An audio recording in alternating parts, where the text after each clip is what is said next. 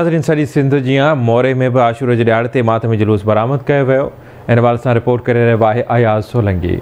सिंध समेत सॼे दुनिया में आशूर जो ॾियारो वरी अक़ीदत ऐं एतराम सां मल्हायो पियो वञे। इस्लाम जे सरबुलंदी लाइ सिर कुर्बान कंदड़ हज़रत इमाम हुसैन अलैहिस्सलाम ऐं संदसि जाननिसार साथियुनि खे भेटा पेश करण लाइ मोरो जे मरकज़ी इमाम बारगाह हुसैनी में मजलिसूं बर्पा करे मातमी जुलूस बरामद कया पिया वञनि। आज़ादारी, ज़ंजीर ज़नी ऐं सीना ज़नी जो सिलसिलो जारी आहे। हर तरफ़ या हुसैन जूं सदाऊं बुलंद आहिनि। अंजुमन हुसैनी मोरो जे अॻुवाणनि सैयद काज़िम शाह, सजाद इदर शाह, डॉक्टर शबीर मेमन, जावेद कांदड़ो, नज़ीर शाह ऐं ॿियनि जे अॻुवाणी में आशूर जे ॾियारे जे हवाले सां मरकज़ी जुलूस कढियो वियो, जेको अलम पाक ज़ुलजनाउन, सेजुन, झूलन ऐं इमाम सगोरन जे रोज़नि जे शबियुनि ते मुश्तमिल आहे।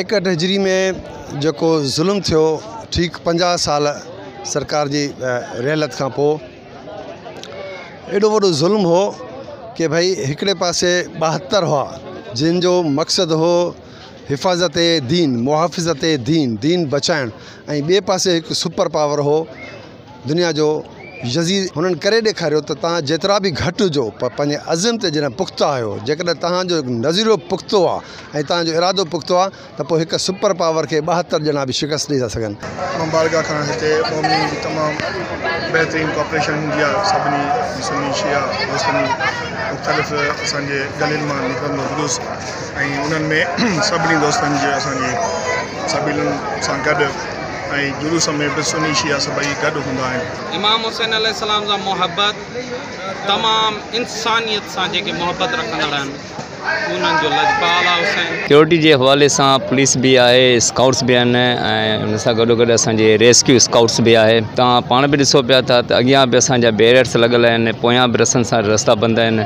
गलियूं बंदि आहिनि। काफ़िलो पंहिंजे रिवायती रोड रस्तनि खां थींदो हुसैनी चौक ते पहुचंदो, जिथे शाम ग़रीबा बर्पा कई वेंदी, जंहिंखां पोइ काफ़िलो वापसि राति देरि सां मोरो जे मरकज़ी इमाम बारगाह में न थींदो, जॾहिं त जुलूस ऐं सिक्योरिटी जा इंतज़ाम इंतहाई सख़्तु कया विया आहिनि। कैमरामैन जुमन सोलंकी सां गॾु मोरैया सोलंकी, आवाज़ TV न्यूज़, मोरो।